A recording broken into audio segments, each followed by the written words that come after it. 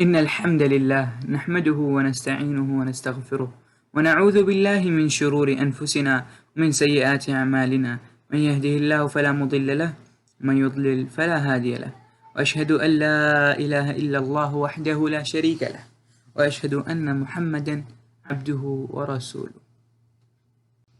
أما بعد، رب اشرح لي صدري ويسر لي أمري واحلل عقدة من لساني يفقهوا قولي.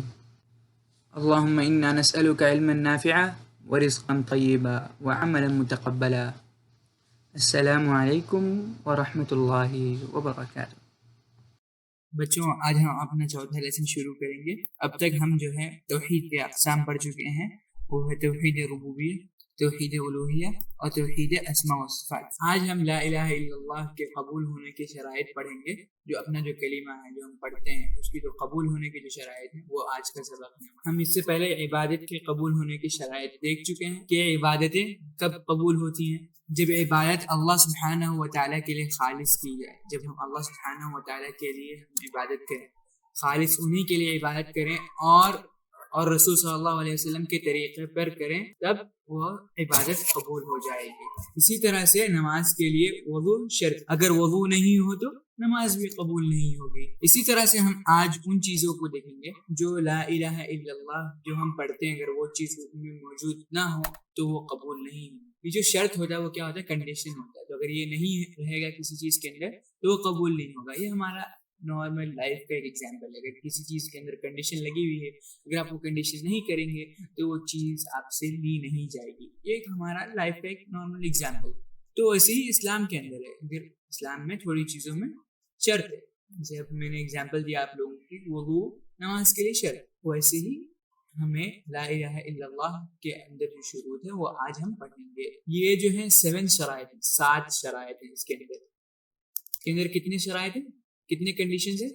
7۔ ان کے بغیر ہمیں لا الہ الا اللہ کو پڑھنا کوئی فائدہ نہیں ہے۔ تو یہ 7 چیز کیا ہیں؟ پہلا علم، دوسرا یقین، تیسرا قبول، چوتھا انقیاد، پانچواں صدق، چھٹا اخلاص اور ساتواں محبت۔ اگر یہ 7 چیزیں موجود نہ ہوں تو کلمہ توحید کا پڑھنا فائدہ نہ دے گا۔ تو اب ہم اس کی دلیل دیکھیں گے قرآن و حدیث دونوں سے۔ اس سے پہلے کہ ہم اس کی دلیل دیکھیں، قرآن مجید میں اللہ سبحانہ و تعالیٰ فرماتے ہیں وَمِنَ النَّاسِ مَن يَقُولُ آمَنَّا بِاللَّهِ وَبِالْيَوْمِ الْآخِرِ وَمَا هُم بِمُؤْمِنِينَ۔ اور لوگوں میں سے کچھ وہ ہیں جو کہتے ہیں کہ ہم اللہ پر اور یوم آخرت پر ایمان لائے، حالانکہ وہ حقیقت میں مومن نہیں ہے۔ اب اس آیت سے ہمیں کیا معلوم چل رہا ہے؟ یہی کہ اللہ سبحانہ و تعالیٰ فرما رہے ہیں کہ لوگوں میں سے کچھ ایسے ہیں جنہوں نے کیا کہا، وہ کیا کہہ رہے ہیں کہ ہم نے اللہ پر اور یوم آخرت پر ایمان لایا، لیکن اللہ سبحانہ و تعالیٰ ان کے طرف کیا کہتے ہیں؟ حالانکہ وہ ہرگز مومن نہیں ہے۔ تو ہمیں یہاں سے کیا پتہ چلتا ہے کہ کلمہ توحید کا زبانی اقرار کرنا کافی نہیں ہے، بلکہ اس کے شرائط کو پورا کرنا ضروری ہے۔ تو آج ہم پہلی شرط دیکھتے ہیں، اور پہلی شرط کیا ہے؟ علم۔ علم یعنی لا الہ الا اللہ کا علم حاصل، اس کا نالج لینا، اس کے بارے میں جاننا۔ کیسے جاننا اس کے بارے میں؟ اس کے الفاظ کو جاننا، اس کے معنی کو جاننا، اس کے تقاضے کو سمجھنا کہ لا الہ الا اللہ کو پڑھنے کا کیا تقاضا ہے۔ لا الہ الا اللہ ان کے الفاظ، یہ الفاظ جو ہیں ان کو صرف پڑھ لینا، ان کو صرف ادا کر لینا کافی نہیں۔ جیسے کوئی شخص راستے میں جا رہا ہو اور آپ اسے کہہ دیں کہ لا الہ الا اللہ کو پڑھ لو، اگر وہ آپ کی بات کو مان کے اگر پڑھ لے تو کیا وہ اسے ادا کر لے گا؟ تو سب سے پہلے کیا ہے؟ ہم اس کے الفاظ جانیں، پھر اس کے بعد کیا ہے؟ ہم اس کی معنی جانیں۔ اس کا معنی جو ہے کیا ہے؟ وہ عربک میں لا معبود بحق الا اللہ، there is no one worthy of worship except اللہ۔ اس کا معنی کیا ہے؟ کہ اللہ سبحانہ و تعالیٰ کے علاوہ کوئی الہ نہیں ہے، کوئی معبود برحق نہیں ہے۔ تو سب سے پہلا جو پارٹ لا الہ، یہ نفی ہے۔ نفی مطلب منع کر دینا کسی چیز سے۔ لا الہ جو فرسٹ پارٹ ہے وہ کیا ہے؟ نفی کا۔ لا الہ الا اللہ کا مطلب کیا ہو گیا؟